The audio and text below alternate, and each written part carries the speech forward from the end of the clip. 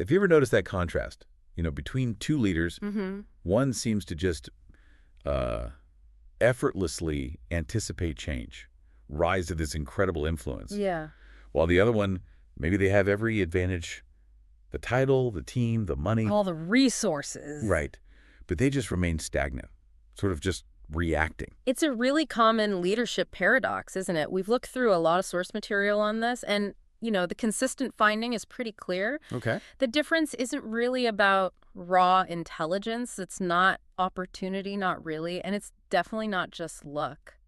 So what is it then? It boils down to vision, but, not the kind you see on a corporate brochure, that glossy statement. Right, not the mission statement on the wall. Exactly. It's the genuine ability to see possibilities, to see truths that other people, well, they just can't perceive yet. Okay, let's dig into that. So our mission in this deep dive is really to cut through some of that noise, maybe show you how to shift your leadership focus. Okay. We want to move from leading based only on what's visible. The profits, the positions, the immediate popularity. The stuff everyone measures. Yeah, to leading from what's invisible.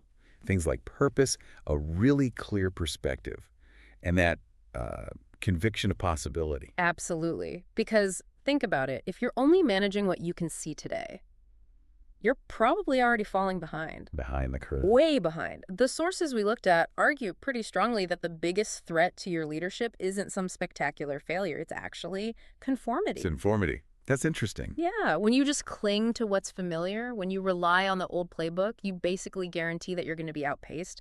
The velocity of change right now is just immense. That is a challenging thought. Yeah. It really sets up our initial question perfectly then. How can two people look at the exact same situation, same data, same challenge, same market wobble, and one leader sees a total dead end, feels completely blocked? While the other one sees a door. A huge opportunity just waiting. The facts haven't changed, so the difference has got to be the filter they're using. it is entirely the filter, or the lens, you could say. That's how we're framing it. Most leaders, they start out with real ambition, real clarity. Sure, early days. But then the pressure hits, the daily grind, and somehow their perspective just narrows. They get bogged down. Totally.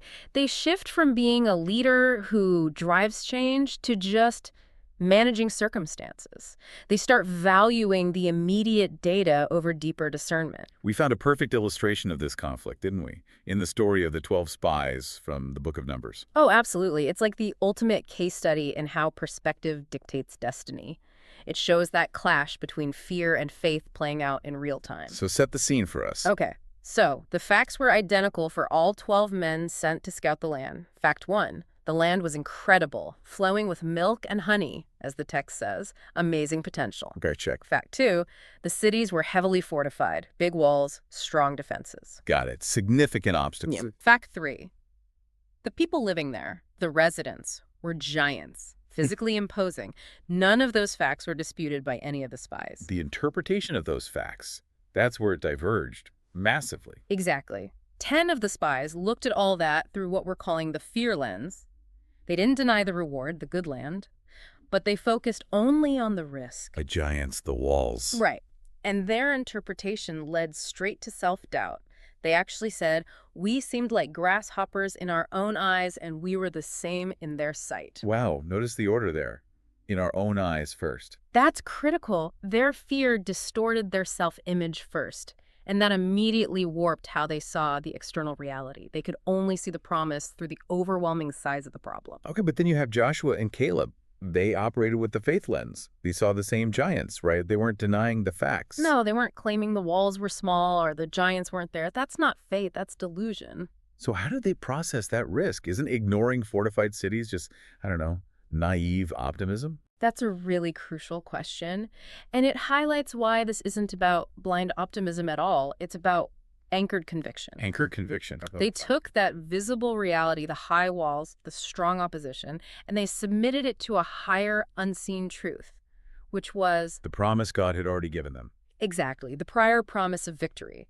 So their analysis wasn't the walls are small. It was effectively their protection is gone, but the Lord is with us. Don't be afraid. They filtered the problem through the lens of the promise. And that choice. That single choice and perspective right there determined the fate of an entire generation. Fear led to 40 years of wandering. Faith would have led to immediate inheritance. That is such a fundamental distinction. It really sounds like this kind of visionary sight, this perspective, has to start way before you're actually facing the giants. Oh, definitely. So where does it begin? How do you build that foundation? It starts internally. With what the source material suggests we call the Gideon principle, leadership doesn't truly begin with getting the title or the authority. Oh. It begins with awareness, with an established identity. Think about Gideon. He was literally hiding, right? Threshing wheat in a wine press because he was terrified of the enemy. He saw himself as weak. The least, he said. Exactly, the least in my family. Yet what's the first thing God does before giving him the massive task of saving Israel? Calls him mighty warrior. Establishes his identity. Right. Identity and perspective before the assignment. God basically says, this is who you are, before saying, this is what you'll do. So the practical takeaway there for any leader, maybe battling that imposter syndrome we hear so much about, Yeah. your role, your title, that might get you compliance, people doing what they're told.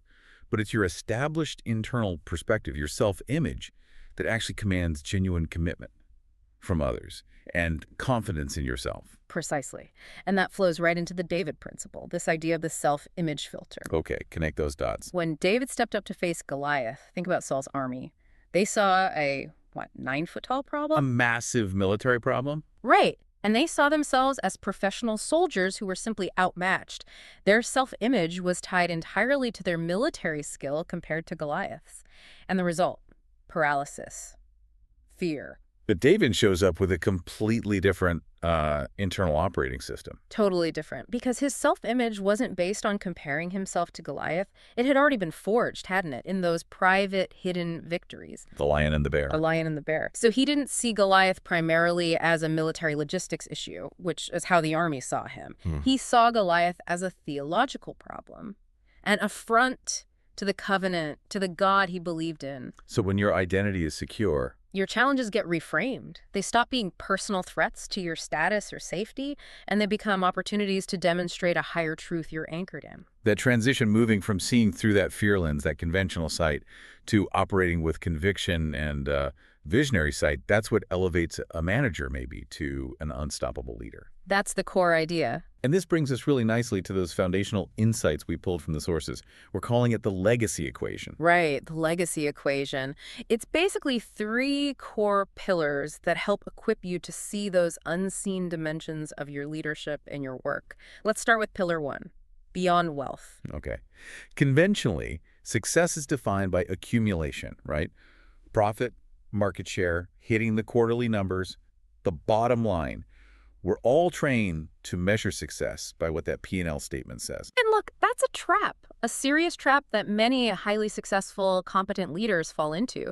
Visionary leaders, though, they redefine success. It's not primarily about what they accumulate. What is it about then? It's measured by more enduring metrics: influence, impact, and legacy. Things like the measurable transformation in people's lives and communities. The ultimate cautionary tale here has to be Solomon, doesn't it? Oh, absolutely. Tragic wisdom. He achieved every single conventional metric you could imagine.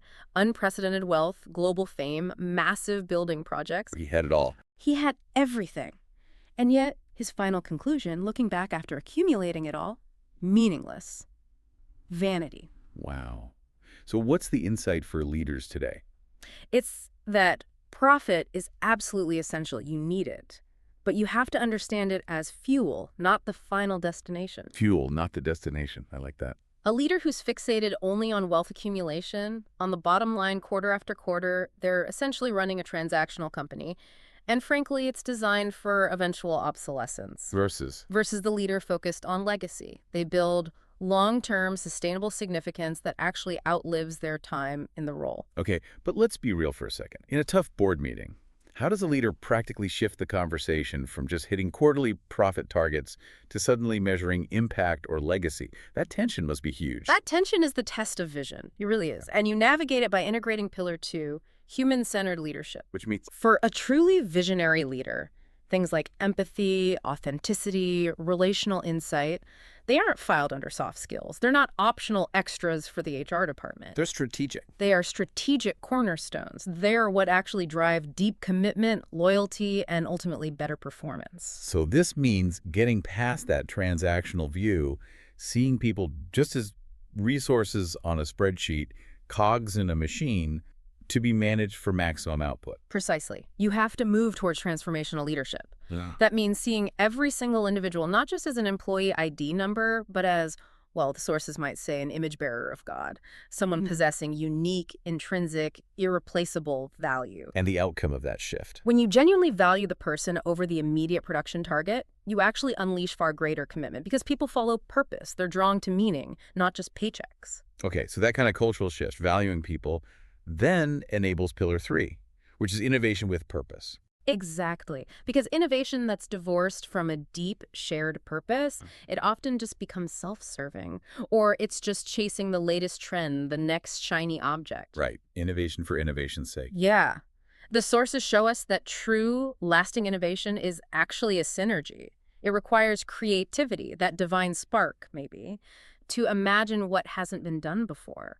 But that has to be combined with strategy, the disciplined, thoughtful plan for execution. Creativity and strategy. And crucially, it needs to be anchored by faith-aligned action, which means acting decisively from that place of conviction rather than acting out of hesitancy or the fear of failure. So innovation with purpose builds things that matter. It builds things that last, things that genuinely serve people and contribute something meaningful. Okay, that sounds like a powerful formula. These 3 pillars, beyond wealth, human-centered leadership, innovation with purpose. But holding on to that kind of clarity, that visionary perspective, that's the hard part, isn't it? The journey is bound to hit obstacles. Absolutely. It's not a smooth path. The sources are clear. Visionary leaders will face obstacles. They call them the giants. It's a reality check. Let's talk about those giants. What's the first one? The first giant is perhaps the most insidious in our modern world. Giant 1. Short-term distractions. You might know it as the tyranny of the urgent. Oh yeah, the constant firefighting mode. We see this everywhere. Leaders get so swamped with the daily emergencies, the overflowing inbox, the urgent meeting requests, the minor crisis du jour. That they completely miss the strategic blazes building up on the horizon, or the hidden opportunities right under their nose. So what's the antidote? How do you fight that giant? It requires deliberate, consistent effort, long-term vision casting, constantly reminding yourself and your team of the bigger picture. And this is critical, fiercely protecting time for reflection. Protecting time. Yes. We call this the Mary principle, thinking back to Mary and Martha.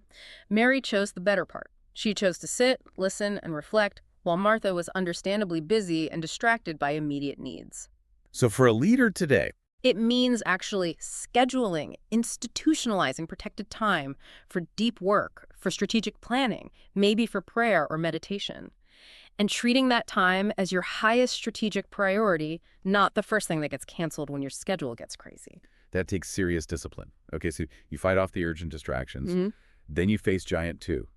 External resistance. This is the roar of the crowd, right? That's it. When you propose something truly unconventional, something based on unseen possibilities, people who are comfortable with the status quo, well, they often see that vision as threatening or just completely impractical. Like Noah building that ark. Exactly. Imagine the ridicule, building a massive boat when maybe it had never even rained like that before. Or think about Nehemiah rebuilding Jerusalem's walls while facing constant mockery, political pressure, even threats. So how do you stand firm against that kind of external pressure without just becoming a dictator? The crowd, especially with social media today, can be incredibly powerful. The Nehemiah principle gives us the model here. It's a combination. Unwavering conviction, anchored in that deeper truth or promise. Holding the vision. Yes. Coupled with empathetic communication. Nehemiah, remember, had his people working with a tool in one hand and a weapon in the other. Metaphorically, you have to hold firm to the God-given vision despite all the skepticism.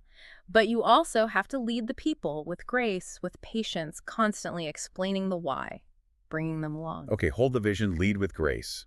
That handles external resistance. But then there's the toughest giant for many, giant 3, internal doubt. Ah, yes. The whisper. That little voice inside that just paralyzes you. The one that says, am I really hearing direction here? Is this genuinely purpose-driven, or is it just my own ambition running wild? That internal doubt. It's almost like the necessary shadow that follows a big vision. It's probably unavoidable if you're aiming high. So what's the antidote to that? How do you quiet that whisper? The antidote is consistent alignment with that God-centered vision we talked about.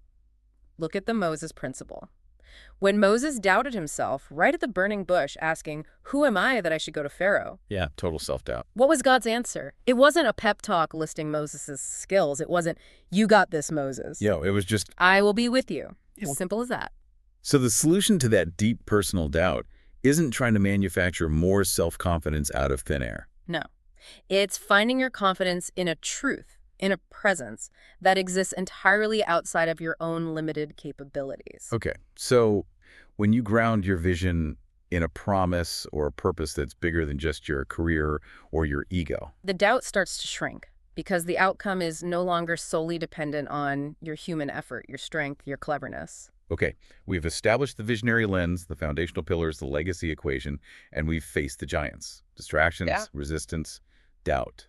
Now, the crucial part, how do we close the gap? How do we move from knowing all this to actually doing it? Right, action. What are the practical steps someone listening right now can take, maybe even today, to translate these insights into tangible action? The source material suggests two really immediate practical frameworks.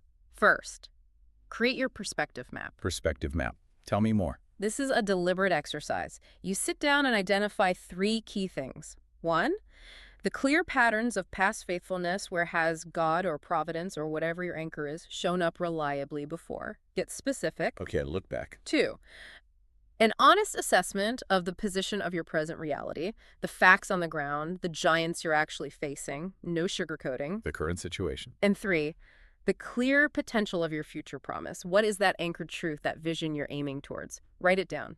So mapping past, present, and potential. How does that help? It reframes your current crisis. Suddenly, it's not just this overwhelming, isolated event. It becomes just one critical step in a much longer narrative. Oh, I see. It positions the problem differently. Exactly. It reframes the current difficulty as merely a stepping stone between proven faithfulness in the past and a promised future ahead. It gives context and hope. Okay, perspective map. What's the second framework? Second, you need to develop a promise portfolio. A promise portfolio, like an investment portfolio. Sort of. It's a physical or digital record, maybe a dedicated journal or file, where you actively collect and record core principles, specific past victories, your lion and bear moments, and key promises or truths that anchor your confidence. Why call it a portfolio? Why not just say a journal? Because when fear strikes hard, when that Aramean army surrounds your city, you need immediate, undeniable evidence to counter the panic. You don't just want scattered thoughts, you want a curated collection. Got it. You open your portfolio and you see the documented truth of a larger reality. It's not just a journal of your worries, it's concrete evidence. It literally trains your mind to operate from the evidence of past faithfulness, not just from fearful speculation about the future. Perspective map and promise portfolio, those are very actionable. And this synthesis really brings us perfectly to that capstone example we found, the Elisha principle from 2 Kings 6. It feels like it ties this whole deep dive together. It really does. So the story goes, Elisha's servant wakes up, looks out, and sees the Aramean army completely surrounding their city. The visible, overwhelming threat. Pure panic fuel. Total panic. He runs to Elisha. What shall we do? But Elisha, the visionary leader, is completely calm. He says something profound. Don't be afraid. Those who are with us are more than those who are with them. Which must have sounded crazy to the servant at that moment. Absolutely, because visually it wasn't true. But then what does Elisha do? He doesn't immediately send for earthly reinforcements. He prays, but not for more soldiers. He prays for the servant's eyes to be opened. Exactly. Lord, open his eyes that he may see. And when the servant's vision is restored, adjusted. He sees the hillsides full of horses and chariots of fire. The unseen reality. The unseen, abundant, divine resources that were actually there the entire time. They just weren't visible to conventional sight. The lesson there is just, wow. The leader's primary role sometimes isn't to summon more resources. It's to restore sight. To help people see the true reality. The resources, the protection, the timing often, they are already in place surrounding us. Visionary leadership simply reveals the truth of that divine abundance that overcomes the scarcity perceived by fearful human eyes and conventional thinking. So as you move forward from this conversation, especially in this era of just unprecedented, accelerating change, remember this, relying only on conventional, visible approaches. That's probably the surest recipe for ending up irrelevant, both professionally and maybe even personally. A stark warning. It is. The Yeah. world is absolutely desperate for leaders who can provide clarity, who can be an anchor in all this turbulence. And that comes from choosing to see differently, choosing to see what is currently unseen. Okay, let's leave our listeners with a final provocative thought then, building right on that Elisha principle. If you truly believed, I mean really believed, right now, today, that those chariots of fire, that divine resource, that perfect timing, that unshakable protection, Mm-hmm. were already present and actually more real than the army of your immediate problems, Mm-hmm. what critical decision would you finally stop delaying? What important step would you finally take? And what unstoppable legacy would you begin building starting today?